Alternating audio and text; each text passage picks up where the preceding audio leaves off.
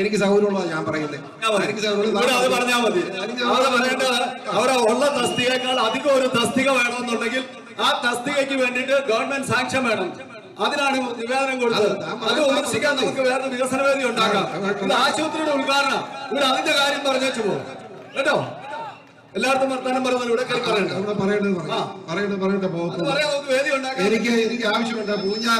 Poonjar government ആശുപത്രി 2 ഡോക്ടർമാരെ കിട്ടിയപ്പോഴാന്ന് ഞങ്ങൾക്ക് ആഗ്രഹമുണ്ടെന്നേ. അത് തന്നോടുള്ള വേറെ ആരോടാ പറയുന്നത്? അത് പഞ്ചായത്തിന്റെ കീഴിലുമല്ല. അത് വേണം ചെയ്യാൻ. ഇതല്ലല്ലോ, അത് പറയാനുള്ള വേദി ഇതല്ലല്ലോ.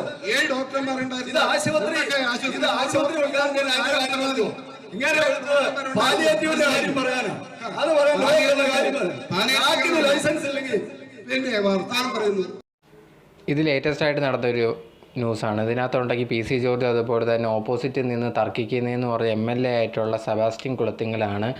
ഈ ഒരു സെബാസ്റ്റ്യൻ കുളത്തിങ്കലും അതുപോലെ തന്നെ പി സി ജോർജും കൂടെ ഒരു ഹോസ്പിറ്റലിൻ്റെ ഇനാഗുറേഷന് വേണ്ടിയാണ് പങ്കെടുത്തിരുന്നത്. ആ ഒരു പങ്കെടുത്ത വേദിയിലുണ്ടെങ്കിൽ പി സി ജോർജ് ഇദ്ദേഹത്തിനെ കുറ്റം പറയുകയുണ്ടായി.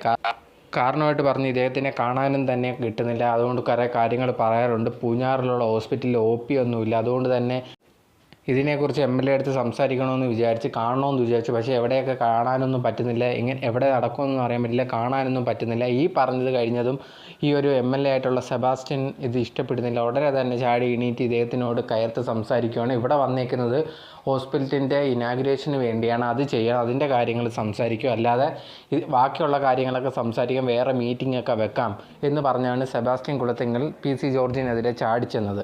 തിരിച്ച് സെബാസ്റ്റ്യൻ്റെ അടുത്ത് ഈ ഒരു പി സി ജോർജ് പറഞ്ഞ ഒരു കാര്യം എന്ന് പറഞ്ഞാൽ എനിക്ക് ഇഷ്ടമുള്ളിടത്ത് ഞാൻ കാര്യങ്ങൾ പറയും, ഇവിടെ വെച്ച് പറയണമെന്ന് തോന്നി ഞാൻ പറയുമെന്ന് പറഞ്ഞ് അങ്ങനെ ഇവർ തമ്മിൽ വലിയൊരു വാക്ക് തർക്കമാണ് ഇവിടെ ഉണ്ടായത്.